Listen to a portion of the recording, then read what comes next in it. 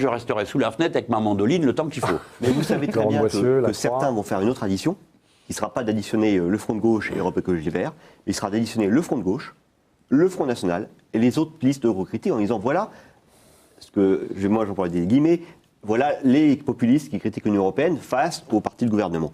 Qu'est-ce que vous inspire cette addition que certains au début, vont faire? Pour être franc avec vous, au début, ça me blessait terriblement. Comment pouvait-on me confondre avec l'extrême droite? Comment l'abject Plantu a-t-il pu faire ce dessin, lui qui est un subventionné du Qatar? Bon, puis après, au bout d'un moment, vous finissez par vous blinder. Vous finissez par vous blinder.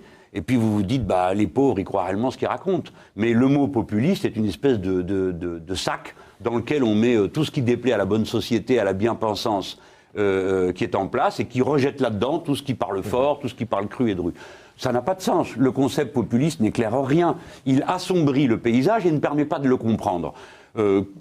Voilà ce que j'ai à en dire essentiellement. Alors, mettre dans le même sac le Front National et le Front de gauche, pour faire quel genre d'addition? Tout le monde sait que nous sommes comme l'huile et l'eau, l'eau et le feu. Bon, ça n'a pas de sens. Je crois qu'il vaut mieux, de manière raisonnable, si on veut être raisonnable, si on veut penser le futur de notre pays dans des termes démocratiques, raisonnés, entre gens qui dialoguent, qui se parlent, qui bien sûr parlent parfois, on parle fort. La polémique est une bonne chose, c'est un excellent carburant de la démocratie. La démocratie n'est pas là pour organiser le consensus, c'est absurde.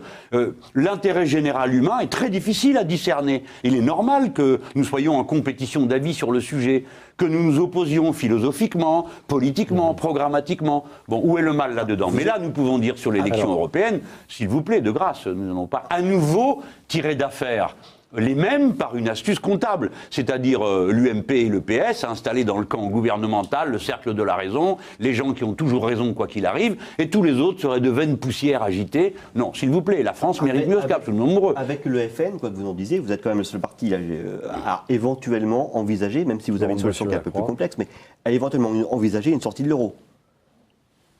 Le Front National, si j'ai compris ce qu'il dit, parce que ce n'est pas très constant. Madame Le Pen avait rangé la sortie de l'euro au moment des élections présidentielles, n'était pas si sûre de son affaire. Depuis, il y a un certain nombre de gens qui revendiquent la sortie de l'euro. Il n'y a pas que Madame Le Pen, il y a des gens de gauche qui pensent ça. Moi, je ne raisonne pas dogmatiquement. Je pense que cette vision de la monnaie est une vision, c'est un peu de la philosophie, c'est de l'idéalisme philosophique, c'est-à-dire ça considère la monnaie comme un en soi. Non, la monnaie est un équivalent entre des valeurs produites, premièrement. Donc la monnaie ne s'explique que dans son contexte social et les rapports de force politiques. Aujourd'hui, nous avons un euro Merkel, c'est-à-dire vissé à une banque centrale européenne qui a dans ses statuts pour unique préoccupation la lutte contre l'inflation, qui est une préoccupation de rentiers, qui n'est pas une préoccupation de gens vivants. Moi, j'aspire au rachat général de toutes les dettes qui nous procurerait une petite inflation de 4 à 5% qui sera un bonheur pour absolument tout le monde dans ce pays, et tous ceux qui ont acheté quelque chose, une maison, une voiture, se frotteraient les mains et viendraient me remercier chaque matin du bienfait que je leur aurais apporté. Il ne faut pas que ça dure trop longtemps, bien sûr, mais un peu, ça ne fait pas de mal. Par conséquent, elle dit, on va sortir de l'euro. Moi, je ne dis pas comme ça. Je dis, il y a un euro Merkel, je veux un euro français. Si on ne peut pas avoir un euro français, alors moi, j'assume la responsabilité de ma patrie.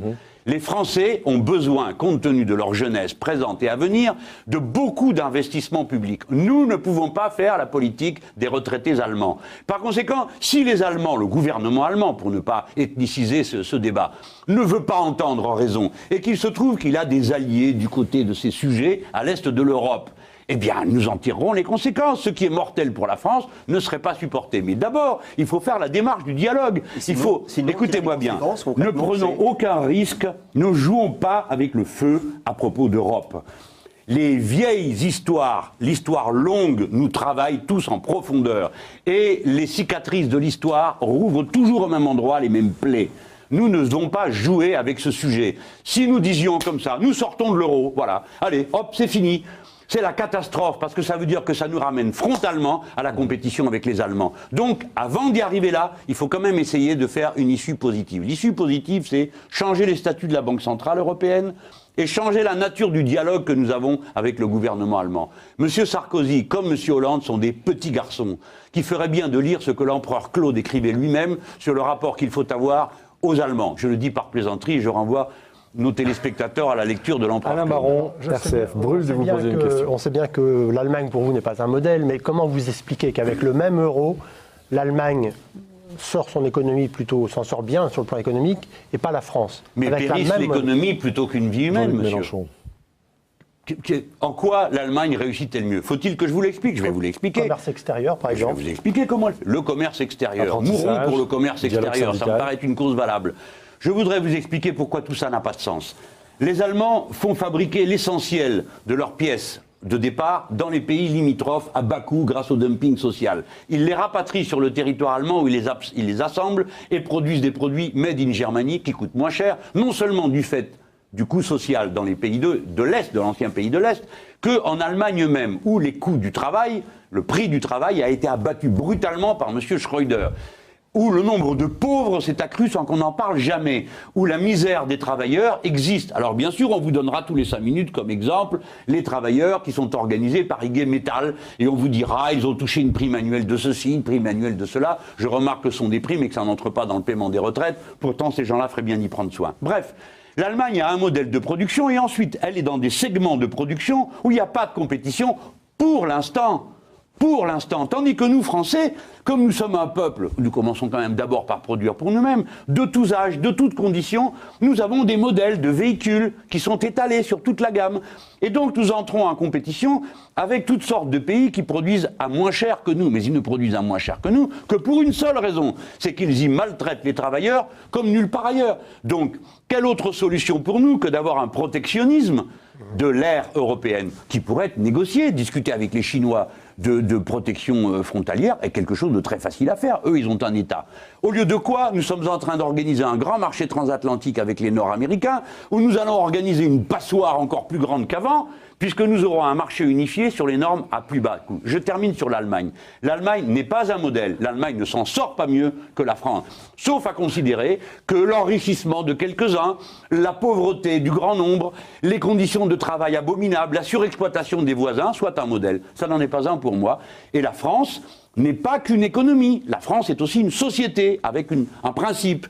Liberté, égalité, fraternité. Pour les Allemands, c'est pas ça qu'ils ont écrit sur leurs bâtiments publics.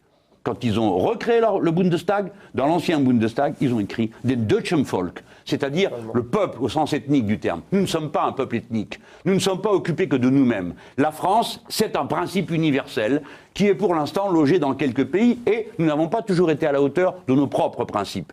Voilà ce que nous sommes. Donc nous sommes d'abord une société, ensuite une économie.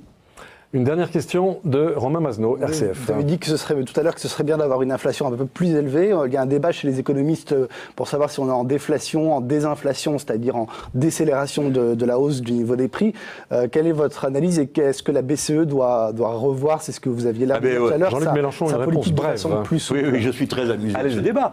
Parce que, on m'a regardé de haut, comment je prenais le risque de l'inflation, cher monsieur, qui d'abord accable les pauvres, blablabla. Bla, bla, bla.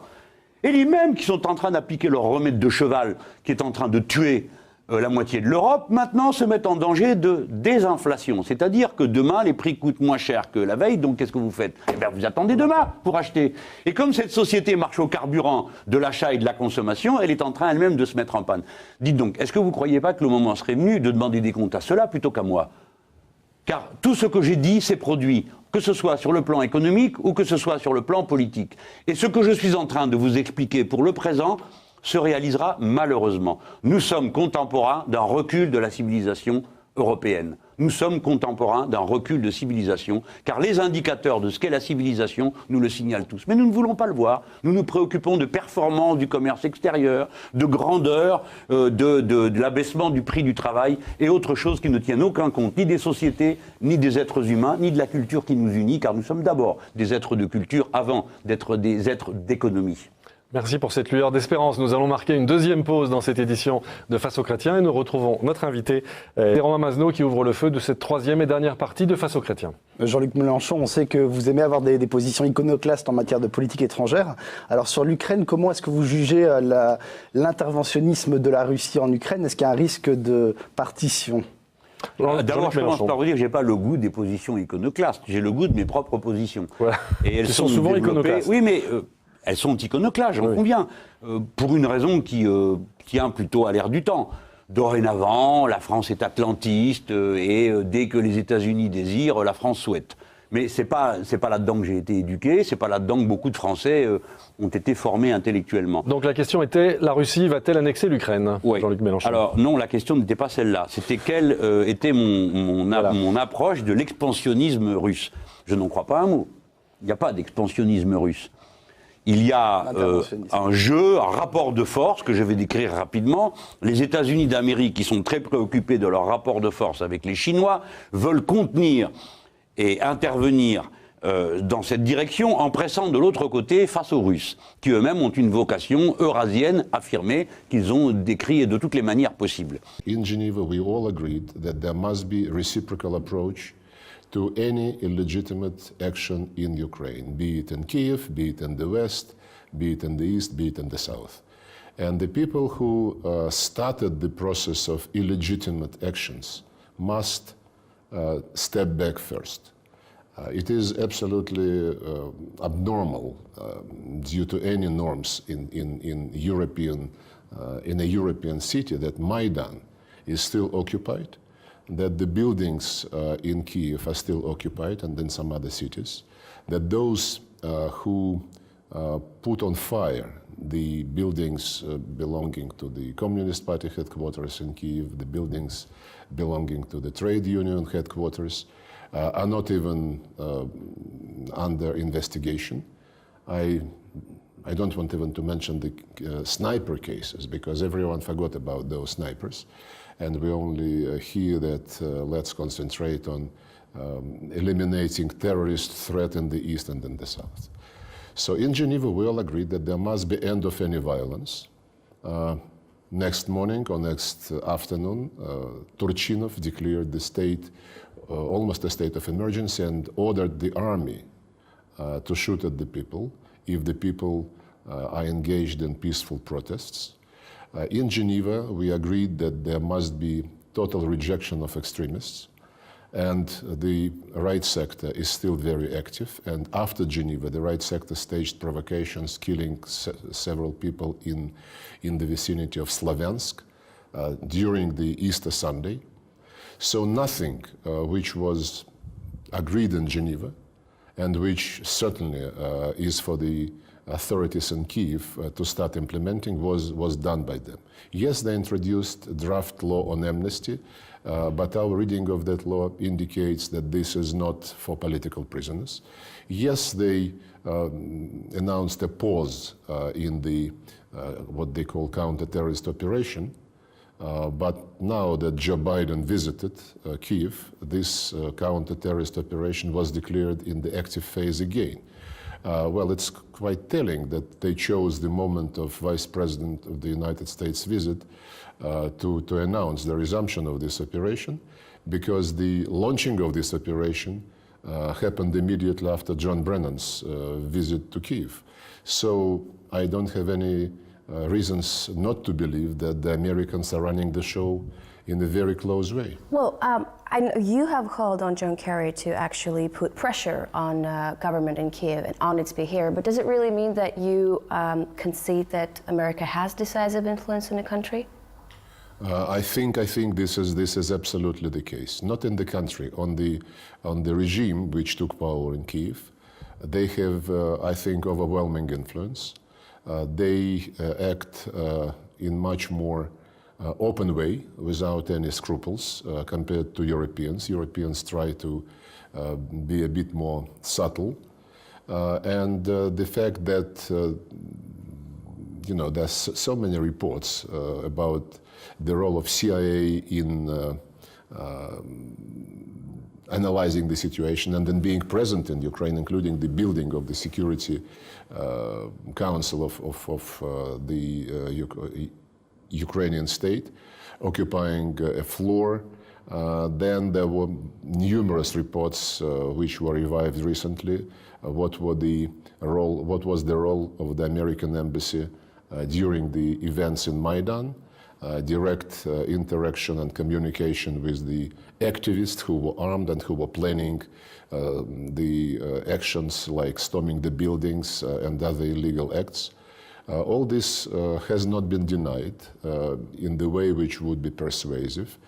And yes, when you get daily phone calls from John Kerry telling you, you must, and when you understand how many thousand kilometers the United States is away from Ukraine, and then you see how agitated they are about seeing their sponsored people not really delivering on the things which are obvious, then you cannot avoid the impression that they are running the show very much.